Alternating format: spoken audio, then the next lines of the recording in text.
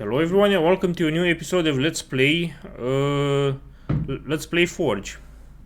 Last time we have been in a really bad pinch and we lost once again. This time around to Son of Wu. I forgot his full name. So we've pretty much been getting wrecked by all the opponents that exist right now. I really don't like this world anymore, so I'm willing to change our current location because we're really at a bad position. Either that or I will increase the match from best out of 5 because we're getting our asses kicked. So let's do that. Now we'll be playing against jungle. Remember, now it's best out of 5, so we have some leeway in how many times we can die. Although hopefully we won't ever have to die. Now he summons a jungle lion, which is a 2/1 creature with the effect of jungle lion can't intercept.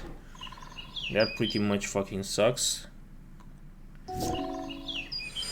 Now he casts Wielding the Green Dragon, which is a sorcery that has the effect of any one creature gets +4/+4 until the end of turn. So he'll obviously use this on his jungle lion to increase its stats to 6/5, and he will use that to attack me. Let's summon a Prowling Cephalopard, which is a 4/3 cat snake creature with the abilities of Prowling Cephalopard can't be countered, and creature spells you control can't be countered. Now he will summon a Grizzly Bear, which is a 2/2 creature. Now let's summon a giant spider, which is a 2/4 spider creature which has reach, which means that this creature can block creatures with flying. Now he will summon a plant elemental, which is a 3/4 creature with the effect of when plant elemental comes into play from your hand, destroy one of your forests or destroy plant elemental. So I think he will destroy one of his forests. Yep, I was right about that. Let's summon another giant spider on our side of the field. And now let's attack him with our Prowling Cephalopard because it has such high power. Okay. Now he will summon a bear cub, which is a 2/2 bear creature. Let's summon a wild ox, which is a 3/3 ox creature which has swamp walk, which means that if defending player has any swamps in play, wild ox can't be blocked. That's a good effect. I will be using this. But sadly he doesn't have any swamps in play, so this effect won't trigger at all. Let's keep on attacking him with Prowling Cephalopard though. I like that. For whatever reason he's not blocking me. Now he summons a lone wolf, which is a 2/2 wolf creature which has the effect of where if lone wolf attacks and is blocked, you may choose to have it deal its damage to the defending player instead of to the creatures blocking it. That's annoying. Yeah, let's just keep on attacking him with our Prowling Cephalopard. Sooner or later he will have to start blocking me. So now he blocked me, my Prowling Cephalopard with his plant elemental. My Prowling Cephalopard has 4 power and his plant elemental has 4 toughness, so his plant elemental will die from this battle. But his plant elemental has 3 power and my Prowling Cephalopard has 3 toughness, so my Prowling Cephalopard will also die from this battle. But to counter that, I will cast a Shed Weakness immediately, because I have the mana for it. Shed Weakness is an instant, which means I can cast it pretty much at any point I want to, and it has the effect of target creature gets +2/+2 until end of turn. You may remove a -1/-1 counter from it. So this will boost my Prowling Cephalopard stats to 6/5 and will make it undefeatable for his plant elemental. That worked.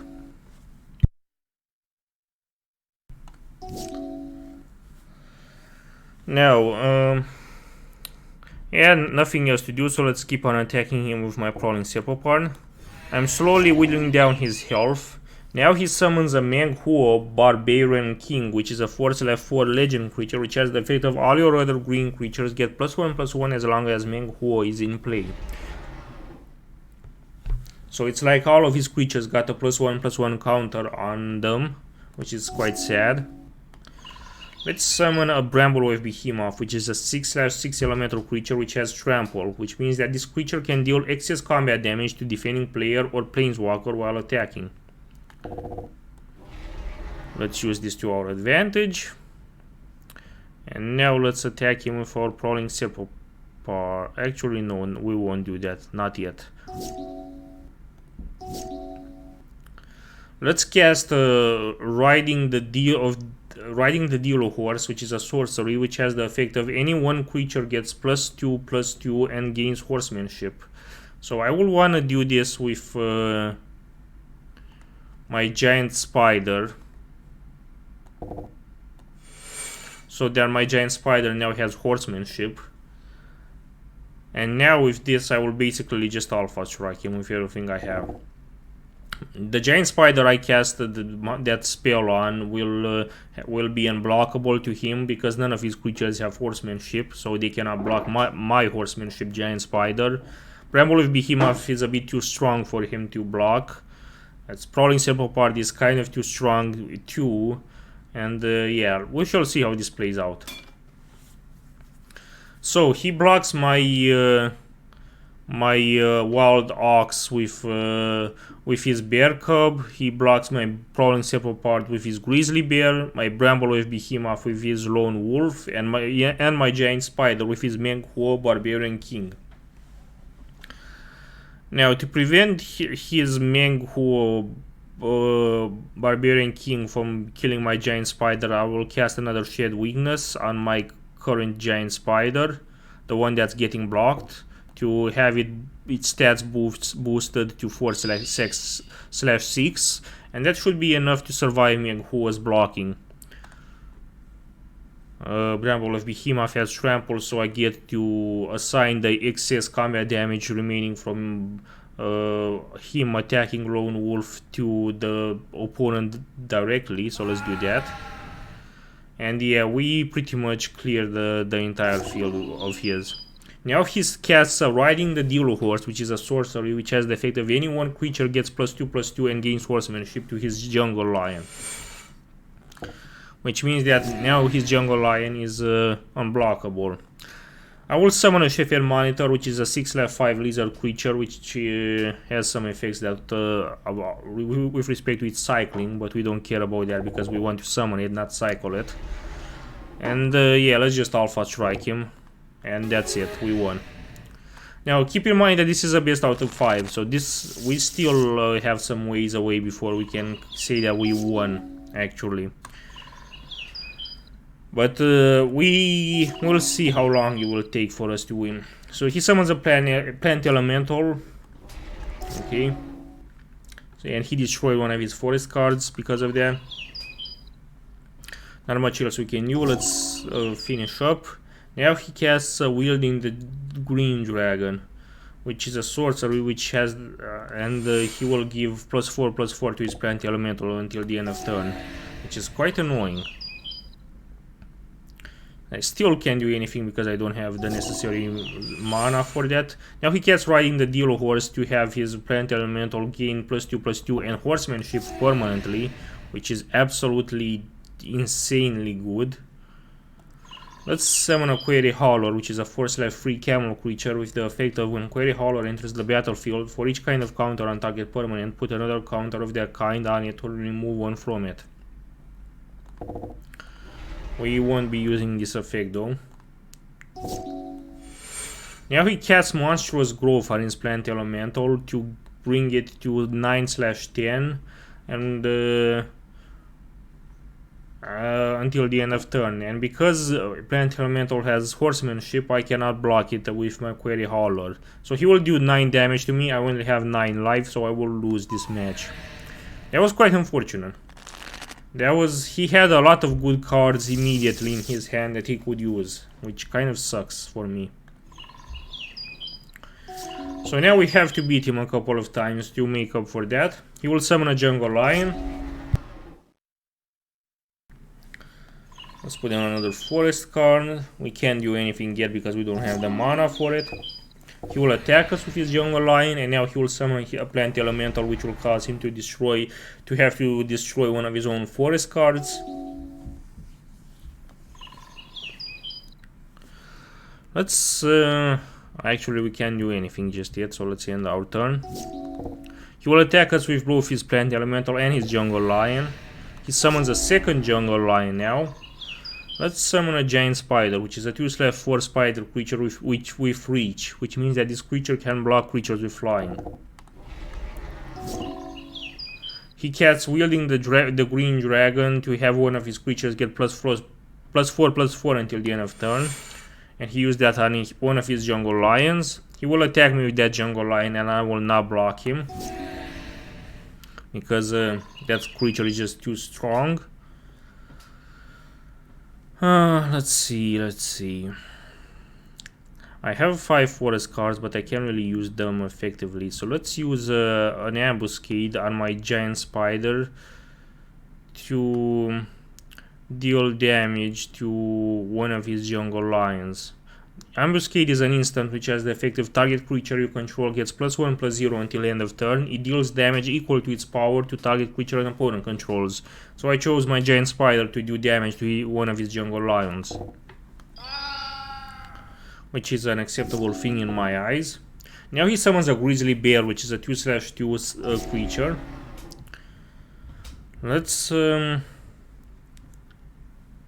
Let's cast a Bitterblade Warrior, which is a 2/2 Jackal Warrior creature, which has the effect of you may exert Bitterblade Warrior as it attacks. When you do, it gets +1/+0 and gains Death Touch until the end of turn. An exerted creature won't untap during your next untap step. So yeah, let's summon this. Let's end our turn. Now he will summon a Zodiac Monkey, which is a 2/1 monkey creature with Forest Walk, which means if defending player has Forest in play, which I do, Zodiac Monkey can't be blocked, which is terrible. So I will want to deal with that on my own pace. But that's absolutely fucking terrible. So now he can attack me indiscriminately with his Zodiac Monkey and I won't be able to block him at all. Due to this, I feel forced to force his hand myself. So let's attack him with our Bitterblade Warrior while exerting it to see if we can do some damage. Interestingly, he uses his Zodiac Monkey to block our Bitterblade Warrior. And because Bitterblade Warrior was exerted, it has Death Touch. And not only that, but it has free power, so Zodiac Monkey would have died regardless. But since Zodiac Monkey has two... Actually, it doesn't matter, because Bitterblade Warrior has Death Touch, so I think Bitterblade Warrior should not die from this battle, because Zodiac Monkey would die before Bitterblade Warrior gets to take damage from it. But I could be wrong, let's see. Nope, they both die, never mind. Death Touch doesn't help at all. First Strike would have helped me. Let's summon a Shepherd Monitor, which is a 6/5 lizard creature.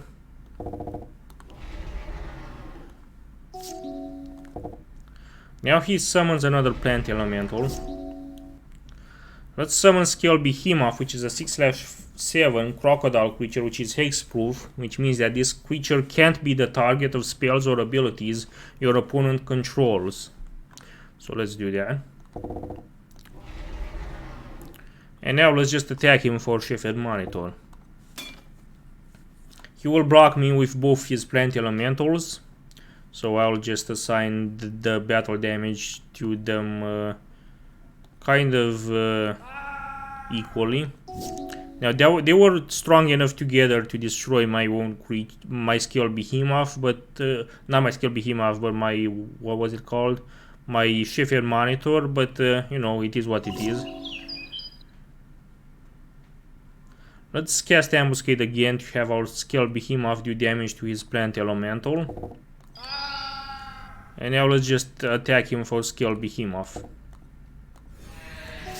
And we did damage to him. Now he casts Riding the Deal Horse, which is a sorcery which has the effect of any one creature gets +2/+2 and gains horsemanship permanently. He used this on his Jungle Lion to give it +2/+2 and horsemanship. And now he attacks me with his Jungle Lion. Now, because I have Shed Weakness, which is an instant in my hand, I can cast this immediately because I have the mana necessary to pay for it. And what Shed Weakness does is the target creature gets +2/+2 until the end of turn. You may remove a -1/-1 counter from it. So let's use this on our giant spider.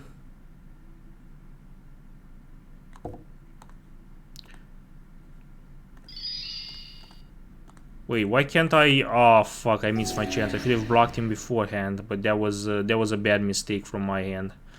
Whatever. Let's just summon a Feral Prowler, which is a 1/3 cat creature. But can I prevent him from attacking me? I don't think I can. I think this is a lost battle. We shall see. He casts Riding the Deal Horse once again to further increase his Jungle Lion's power, and now it's just I can block his Grizzly Bear with my Feral Prowler, but I cannot block his Jungle Lion. So I lost once again. That's unfortunate. Thankfully, we're playing a best out of 5 game and not a best out of 3, so we still have the chance to recuperate. But that was fucking terrible. He had a lot of luck. He summons a Jungle Lion immediately. I will summon a Feral Prowler immediately, which is a 1/3 cat creature, which has the effect of when Feral Prowler dies, draw a card.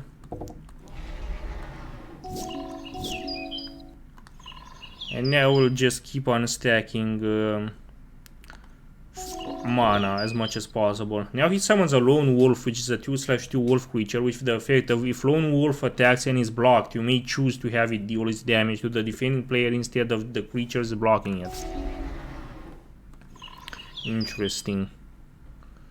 Let's keep on ending our turn. Now he casts Monstrous Growth on his Lone Wolf to increase its stats to 6/6 until the end of turn. He will then attack us with his Lone Wolf, obviously. I will block it with my Feral Prowler, and this will destroy my Feral Prowler because his Lone Wolf has 6 power and my Feral Prowler has only 3 toughness, so it will be destroyed by that encounter. And my Feral Prowler has only 1 power and his Lone Wolf has 6 toughness, so his Lone Wolf will survive this battle. But on the bright side, I get to stop his attack from reaching me, and as another bonus, Feral Prowler dying will mean that I'll get to draw an extra card, which is always nice. He also summons a Plant Elemental, which means that he will have to destroy one of his own forest cards. Sadly, I don't have... Wait, why didn't my Feral Prowler die? I don't get that.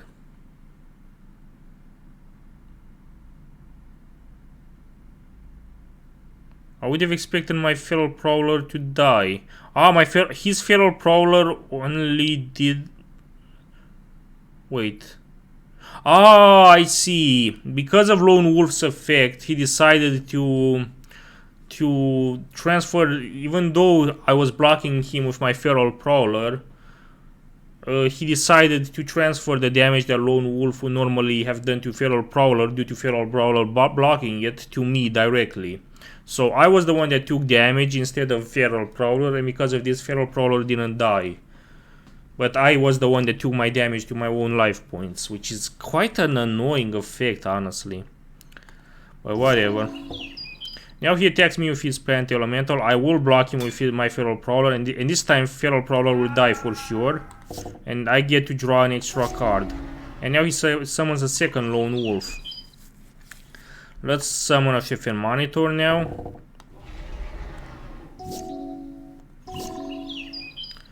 Now let's cast an ambuscade.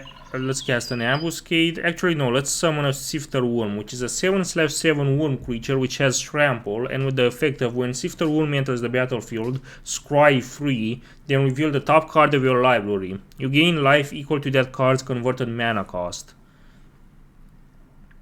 So let's do this. Oh, did I not summon it? I guess I didn't summon it. Let's summon it now. So let's scry free, which means I get to rearrange the top 3 cards of my deck, so that I get another Sifter Worm immediately the next turn, and this has a converted mana cost of 7. Because Sifter Worm is now the top of my deck, I get to be healed by 7 life points, which is always nice. Let's end our turn now. He summons a Grizzly Bear. We can now summon the second Sifter Worm that we rearranged to get. And now, since we have this second Sifter Worm, let's get a converted mana. Let's get let's scry free, so let's rearrange the top 3 cards of our deck so that Ambuscade is the first card we'll get, so literally the next turn. Then we'll get Riding the Dilo Horse, and then finally a forest card.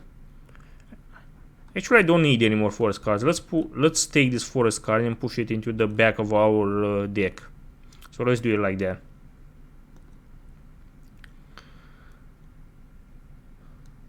Yeah, let's just...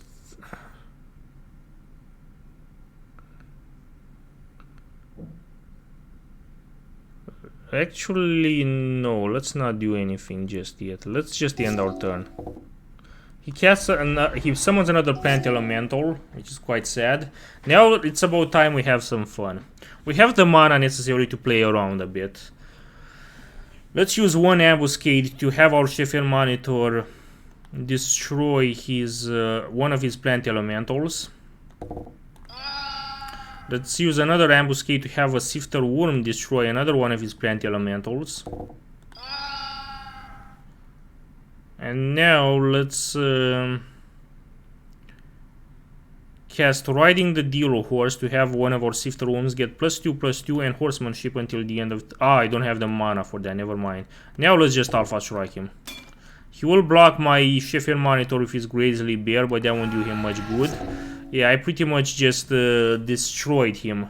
Now he casts his own Riding the Dilo Horse to give +2/+2 and Horsemanship to his Jungle Lion, which he will use to attack me, but I don't have any untapped creature to block him with, but taking only 4 damage won't mean the end of the world for me. Now let's cast our own Riding the Dilo Horse to have on our Shepherd Monitor to increase its stats and have it get Horsemanship, and also another Riding the Dilo Horse on our Sifter Worm as well. So now both of them have Horsemanship, which means that only Jungle Lion would be able to block them, because only Jungle Lion on his side of the field has Horsemanship. But because Jungle Lion is already tapped, he can't use it to block any one of our creatures anymore. So now we get to Alpha Strike him with everything that we have. He will try to block one of our Sifter Worms with his Lone Wolves, which won't really help him that much. And we won. Now it's time for the deciding battle. This is going to be a tough one. I'm not going to lie. I will keep this hand. He gets to start because I won the last battle. He summons a plant elemental. Let's summon an Initiate's Companion, which is a 3/1 cat creature with the effect of whenever Initiate's Companion deals combat damage to a player, untap target creature or land. Okay. He will attack me with his plant elemental though, which is quite unfortunate. Now he summons a Jungle Lion. Let's summon a Prowling Cepopard. End turn. He summons a Forest Bear now, which is a 2/2 bear creature.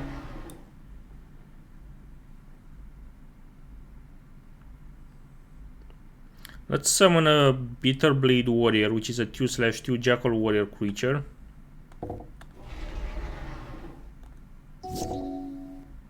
He casts Monstrous Growth on his Plant Elemental, and now he will attack me with his Plant Elemental. Now, do I want to do anything with respect to that? I will let that attack pass, even though it will do tremendous damage to me. Now let's summon, do we have enough mana to summon a Panther Warriors? We do not. Let's summon a Giant Spider instead.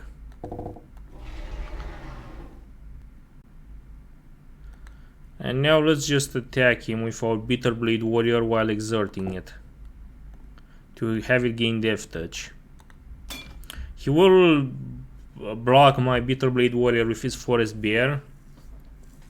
The two creatures are strong enough to destroy each other, which is quite unfortunate. He will summon a Lone Wolf though. Now we finally have enough mana to summon Panther Warriors, which is a 6 free creature. So let's do that.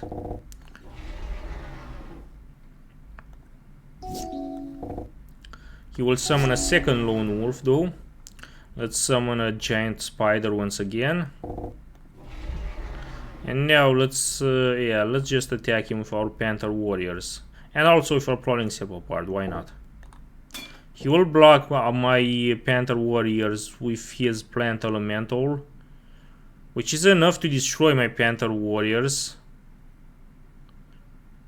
But my Panther Warriors is also strong enough to destroy his Plant Elemental. He summons another Lone Wolf.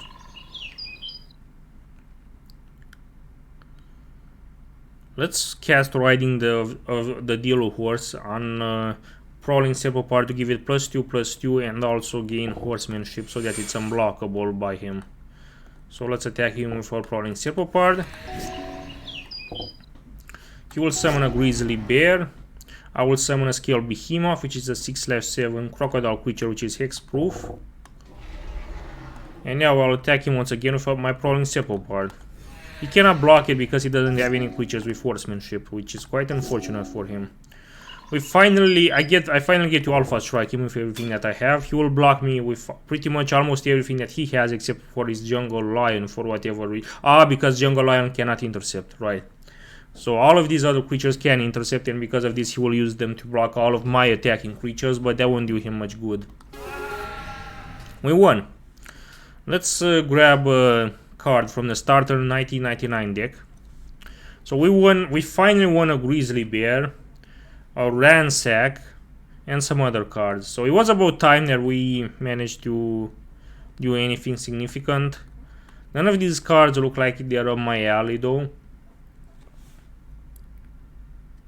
Although Thorn Elemental does look nice. I might consider using this though. Actually, let's include Thorn Elemental in our deck right now. It looks like a cool card. So Thorn Elemental, there we go. So let's remove a forest card from our deck, even though I know that's a bad idea usually, many would say. And let's add a Thorn Elemental to our deck. And now we're again at the status of 60 cards, which is nice. Anyways, that's it for today's video. We finally defeated our opponent, even though this guy is obviously the weakest AI that we had, so I'm not too proud of this.